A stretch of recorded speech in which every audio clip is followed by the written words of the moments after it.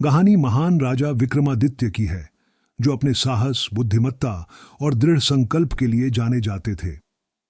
एक दिन उनके दरबार में एक साधु आया और उसने उन्हें चेतन मणि नामक अद्भुत रत्न के बारे में बताया। यह रत्न केवल वही प्राप्त कर सकता था जो वीरता, चतुराई और धैर्य की परीक्षा में सफल हो।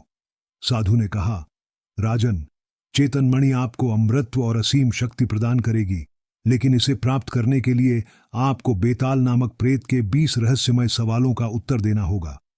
प्रत्येक गलत उत्तर के परिणाम स्वरूप आपका जीवन संकट में पड़ सकता है।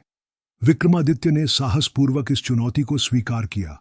विक्रम अपनी तलवार और बुद्धिमत्ता के साथ उस रहस्यमयी जंगल में प्रवेश करते हैं जहां बेताल रहता था। जंगल अंधकारमय, घना और जीवों की अजीब आवाजों से भरा हुआ था।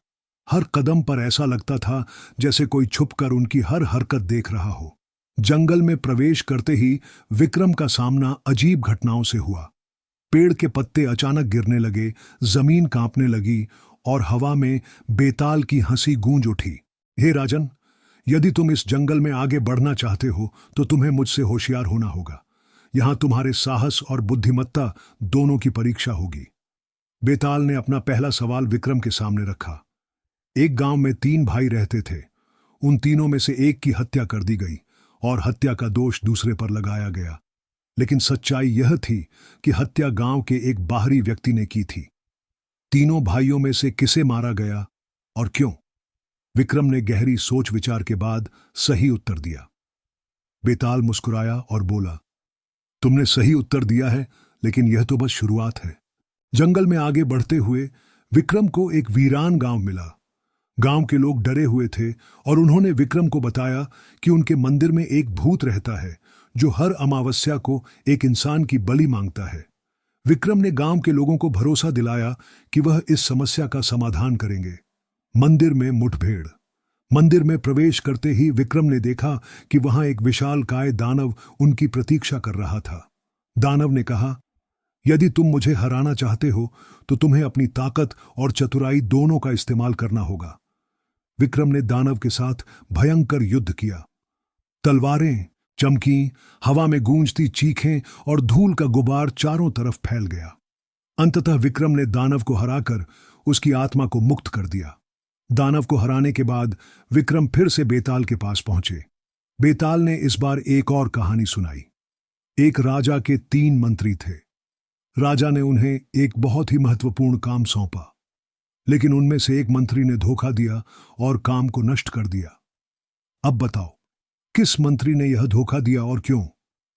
विक्रम ने इस बार भी सही उत्तर दिया और बेताल फिर से हंसते हुए पेड़ पर जाकर लटक गया। जंगल के बीच में विक्रम ने महसूस किया कि बेताल न केवल कहानियां सुना रहा था, बल्कि उन्हें हर बार एक नए खतरे में डाल रहा था। एक बार बेताल ने विक्रम को एक झील की ओर भेजा, जहां जादुई मछलियां थीं। झील से निकलते ही मछलियां विक्रम पर हमला करने लगीं। यहां कहानी में हास्य का पुट भी था, क्योंकि बेताल विक्रम से मजाक करता रहा, जबकि विक्रम मछलियों से लड़ते हुए गुस्से में बेताल को चेतावनी देते रहे। पहली रात के अंत में विक्रम ने बेताल की 3 कहानियों का सही उत्तर दिया और जंगल के भीतर और गहराई में प्रवेश किया।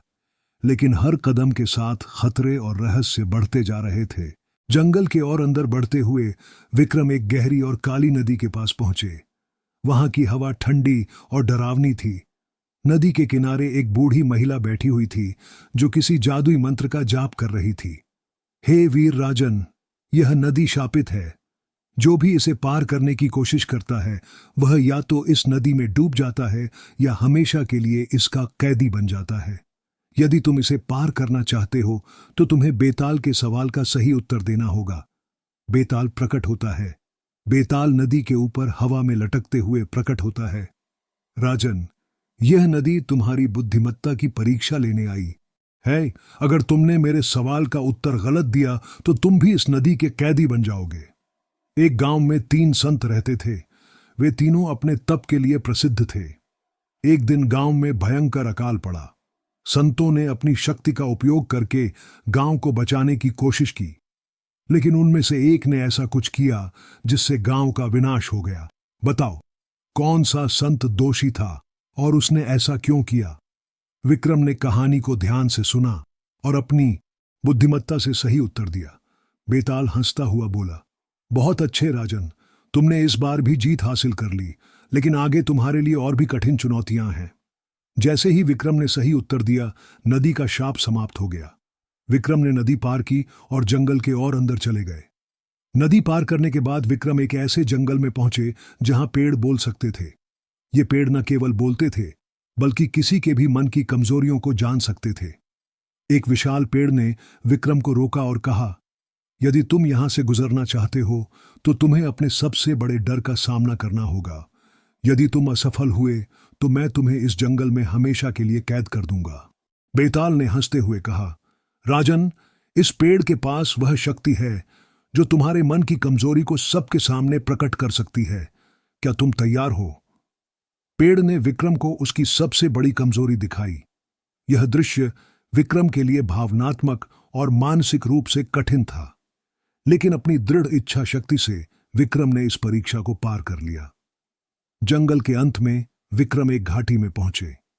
यह घाटी इतनी गहरी और अंधेरी थी कि उसकी तलहटी तक कोई देख नहीं सकता था। घाटी के ऊपर एक पतला और कमजोर पुल था। राजन, इस पुल को पार करने के लिए तुम्हें एक और कहानी सुलझानी होगी, लेकिन इस बार कहानी अधिक उलझी हुई है। अगर तुम असफल हुए तो यह पुल तुम्हें गिरा देगा। एक राज्य में 3 बहनें थीं। वे अपनी सुंदरता और बुद्धिमत्ता के लिए प्रसिद्ध थीं, लेकिन एक दिन राजा ने घोषणा की कि उनमें से केवल एक को राज्य का उत्तराधिकारी बनाया जाएगा। बहनों ने राजा को प्रभावित करने के लिए अलग अलग तरीके अपनाए। अंततः एक बहन को चुना गया, लेकिन इसके बाद राज्य में अराजकता फैल गई। बताओ, कौन सी बहन चुनी गई और राज्य में अराजकता क्यों फैली? विक्रम ने कहानी का गहराई से विश्लेषण किया और सही उत्तर दिया। बेताल ने कहा, राजन, तुमने फिर से मुझे हराया, लेकिन यह खेल अभी समाप्त नहीं हुआ है। विक्रम ने पुल को सुरक्षित पार कर लिया और घाटी के दूसरी ओर पहुंच गए। घाटी पार करने के बाद विक्रम एक महल के खंडहर में पहुंचे। वहां चारों ओर खून के धब्बे और डरावनी आवाजें गूंज रही थीं। विक्रम ने देखा कि बेताल अब और भी चालाक हो गया था। राजन, यह स्थान मेरा निवास है। यदि तुम यहां से आगे बढ़ना चाहते हो तो तुम्हें एक आखिरी चुनौती का सामना करना होगा। यह चुनौती तुम्हारी बुद्धिमत्ता और साहस दोनों की अंतिम परीक्षा होगी। बेताल ने विक्रम के सामने एक दर्पण रखा। यह दर्पण जादुई था और इसमें विक्रम को अपनी आत्मा के गहरे रहस्यों का सामना करना था। खंडहर के बीचों बीच रखा हुआ दर्पण विक्रम की ओर चमकने लगा। यह दर्पण सामान्य नहीं था। इसमें जो कुछ दिखता था वह सत्य और भ्रम का अजीब मिश्रण था। राजन, इस दर्पण में तुम्हें वह सच दिखेगा जो तुमसे छिपा है। अगर तुम इसे सहन कर सके तो तुम अगले स्तर पर पहुंचोगे, लेकिन अगर तुमने हार मान ली तो यह दर्पण तुम्हें हमेशा के लिए कैद कर लेगा। दर्पण में विक्रम ने अपना अतीत देखा। उन्होंने अपने परिवार, मित्रों और पुरानी असफलताओं के क्षणों को देखा। उन्होंने देखा कि उनके कुछ निर्णयों ने उनके प्रजा के जीवन पर गंभीर प्रभाव डाला था। विक्रम का मन अपराध बोध से भरने लगा, लेकिन उन्होंने स्वयं को याद दिलाया कि वे केवल अपनी गलतियों से सीखकर एक बेहतर राजा बने हैं। वाह राजन, तुमने न केवल दर्पण के सच का सामना किया, बल्कि अपने आप को माफ करना भी सीखा। लेकिन खेल यहीं खत्म नहीं होता। खंडहर से आगे बढ़ते हुए विक्रम एक ऐसे स्थान पर पहुंचे जहां समय स्थिर प्रतीत हो रहा था।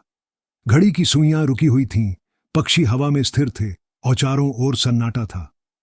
राजन, यह समय का जाल है। अगर तुम इसे पार करना चाहते हो तो तुम्हें मेरी सबसे कठिन कहानी का उत्तर देना होगा। याद रहे, एक गलती और समय में हमेशा के लिए फंस जाओगे। एक राज्य में 3 राजकुमार थे। तीनों अपने पिता राजा के सिंहासन के उत्तराधिकारी बनना चाहते थे। राजा ने कहा कि जो सबसे महान बलिदान देगा वही राजा बनेगा। पहले राजकुमार ने अपना धन दान कर दिया, दूसरे राजकुमार ने अपनी आंखें दान कर दीं, तीसरे राजकुमार ने अपना जीवन बलिदान करने की पेशकश की, लेकिन राजा ने इनमें से किसी को नहीं चुना। बताओ क्यों? विक्रम ने गहराई से विचार किया और उत्तर दिया, तीसरा राजकुमार केवल दिखावा कर रहा था। वह वास्तव में बलिदान देने के लिए तैयार नहीं था। राजा ने उसकी नीयत पहचान ली। शानदार राजन, तुम्हारा उत्तर सही है, लेकिन इस बार मैं हारने के बाद भी खुश नहीं हूं। अब आगे का सफर और भी खतरनाक होगा। समय के जाल से निकलने के बाद विक्रम एक गुफा में पहुंचे। इस गुफा में एक विशाल राक्षस बैठा था। राक्षस के हाथ में एक जादुई तलवार थी जो चेतन मणि के रास्ते को बताने वाली थी। हे मानव, यदि तुम मेरी तलवार चाहते हो तो तुम्हें मुझसे युद्ध करना होगा, लेकिन याद रखना, यह तलवार केवल वही प्राप्त कर सकता है जो न केवल ताकत बल्कि चतुराई से भी लड़ता है। विक्रम और राक्षस के बीच भयंकर युद्ध हुआ। राक्षस ताकतवर था, लेकिन विक्रम ने अपनी बुद्धिमानी और रणनीति से उसे हराने में सफलता प्राप्त की। जैसे ही विक्रम ने तलवार उठाई, तलवार ने उन्हें चेतन मणि का पहला सुराग दिया। तलवार ने कहा, चेतन मणि एक शापित महल में है, लेकिन वहां पहुंचने के लिए तुम्हें और भी कठिन चुनौतियों का सामना करना होगा। तलवार का सुराग प्राप्त करने के बाद बेताल ने विक्रम के सामने अपनी असली योजना का एक हिस्सा उजागर किया। राजन, तुम समझ नहीं रहे कि यह खेल केवल तुम्हारे लिए नहीं है, यह खेल मेरे लिए भी है। मैं भी इस जंगल से मुक्त होना चाहता हूं, लेकिन इसके लिए तुम्हें 20 कहानियों का उत्तर देना होगा। विक्रम ने गंभीर होकर पूछा, यदि मैं सफल हुआ तो तुम्हें क्या मिलेगा? बेताल ने हंसते हुए कहा, यह तुम्हें समय आने पर पता चलेगा, लेकिन याद रखना, मेरी कहानियां और कठिन होंगी। तलवार से प्राप्त सुराग के अनुसार शापित महल जंगल के सबसे अंधेरे और दुर्गम हिस्से में था। विक्रम ने जैसे ही उस दिशा में बढ़ना शुरू किया, बेताल फिर से प्रकट हुआ। राजन, तुम बहुत आगे बढ़ चुके हो, लेकिन यह राह इतनी सरल नहीं है। महल तक पहुंचने से पहले तुम्हें मेरी 3 नई कहानियों का उत्तर देना होगा। अगर तुम एक भी उत्तर गलत दोगे तो महल का द्वार तुम्हारे लिए हमेशा के लिए बंद हो जाएगा। विक्रम ने अपने दृढ़ निश्चय के साथ आगे बढ़ने का निर्णय लिया। महल के रास्ते में विक्रम को 3 रास्तों का सामना करना पड़ा। हर रास्ता अलग अलग दिशा में जाता था, लेकिन सही रास्ता चुनने के लिए विक्रम को बेताल की पहली कहानी का उत्तर देना था। एक गांव में 3 मित्र थे। वे सभी एक अनमोल खजाने की खोज में निकले। खजाना प्राप्त होने के बाद तीनों ने उसे आपस में बांटने का निर्णय लिया, लेकिन खजाने को देखते ही उनकी नीयत बदल गई। पहले मित्र ने खजाना चुराने की योजना बनाई, दूसरे ने पहले मित्र को मारने की योजना बनाई, तीसरे ने दोनों को धोखा देकर खजाना अपने पास रखने की योजना बनाई। लेकिन अंत में खजाना किसी को नहीं मिला। बताओ, ऐसा क्यों हुआ? विक्रम ने गहराई से सोचकर उत्तर दिया, तीनों मित्रों का लालच और धोखा उनकी बर्बादी का कारण बना। उन्होंने मिलकर काम करने के बजाय एक दूसरे के खिलाफ चाल चली, जिसके कारण खजाना नष्ट हो गया। बिल्कुल सही, लेकिन यह तो बस शुरुआत है। आगे की कहानियां और भी कठिन होंगी। सही उत्तर देने के बाद विक्रम ने सही रास्ता चुना और आगे बढ़े। महल के करीब पहुंचते ही विक्रम को एक जादुई नदी का सामना करना पड़ा। यह नदी तभी सूख सकती थी जब विक्रम बेताल की अगली कहानी का सही उत्तर दें। एक राजा ने अपने मंत्री को राज्य के 2 किसानों के बीच विवाद सुलझाने का काम सौंपा। पहले किसान का कहना था कि दूसरा किसान उसकी जमीन पर कब्जा कर रहा है। दूसरे किसान का कहना था कि वह जमीन उसकी है क्योंकि उसने वर्षों से वहां मेहनत की है। मंत्री ने एक ऐसी सजा दी जिसने दोनों किसानों को न्याय दिया। बताओ, मंत्री ने क्या सजा दी? विक्रम ने सोचा और कहा, मंत्री ने जमीन को दोनों के बीच बराबर बांटने का आदेश दिया। उसने यह सुनिश्चित किया कि हर किसान को उसके श्रम का हिस्सा मिले और विवाद समाप्त हो जाए। तुम फिर से सही हो राजन, लेकिन मैं तुम्हें इतनी आसानी से महल तक पहुंचने नहीं दूंगा। नदी सूख गई और विक्रम ने अपना रास्ता जारी रखा। शापित महल के सामने पहुंचने पर विक्रम को एक विशाल पत्थर का द्वार दिखा।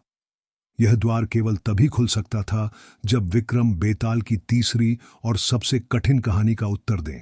एक बार एक राज्य में एक राजा ने अपनी बेटी के विवाह के लिए एक चुनौती रखी।